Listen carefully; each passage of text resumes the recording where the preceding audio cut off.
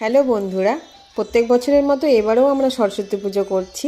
আগামী বছরেও করার ইচ্ছে আছে, ঠাকুর যদি আমাদের ভালো রাখে। তো এবার আমরা খুব ছোট করেই করছি, পরবর্তীতে খুব ভালো করে আর ধুমধাম করে করার ইচ্ছে আছে। তো চলো আমাদের পুজোটা দেখা।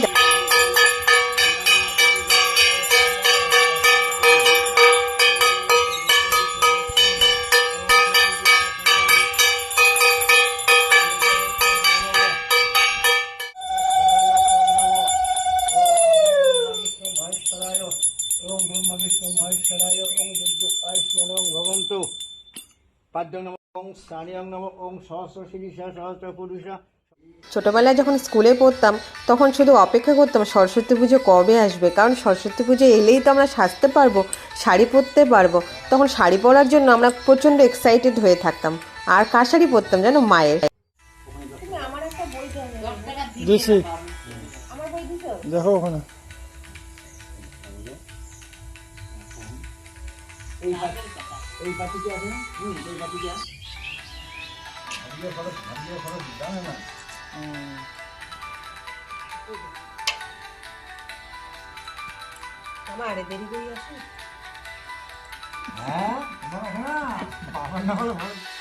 স্কুলের মতো সরস্বতী পুজোয় আনন্দ আর কোথাও পাওয়া যায় না। সে তুমি কলেজ বলো, ইউনিভার্সিটি বলো, স্কুলে একটা আলাদা লেভেলের এনার্জি থাকে আর আলাদা লেভেলের একটা আনন্দও থাকে, যেটা কোথাও পাওয়া যায় না। আমি ভাই স্কুলেই অনেক এনজয় করেছি, কলেজ ইউনিভার্সিটিতে করেছি, বাট আমি স্কুলেই বেশি করে। স্কুলে থাকাকালীন আমি কত আনন্দ করেছি, কোথায় কোথায় গেছি সে বলে বোঝাতে পারবো না। অনেক আনন্দ করেছি সরস্বতী পুজোয়, যেটা আমি এখন আর করি না।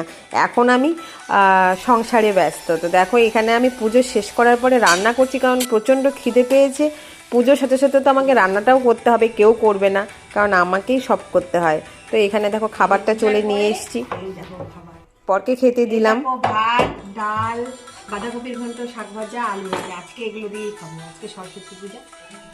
বরকে খেতে দেওয়ার পরে আমিও খেতে বসলাম, কারণ আমার খুব খিদে পেয়েছে। সকাল থেকে আমি অনেক কাজ করেছি, কারণ জানি রান্না করে আমাকেই খেতে হবে, তাই তাড়াতাড়ি করে রান্নাটা আমিই বসিয়ে দিলাম। তো চলো ফ্রেন্ড, আজকের মতো এখানে আমি খাওয়া শুরু করি।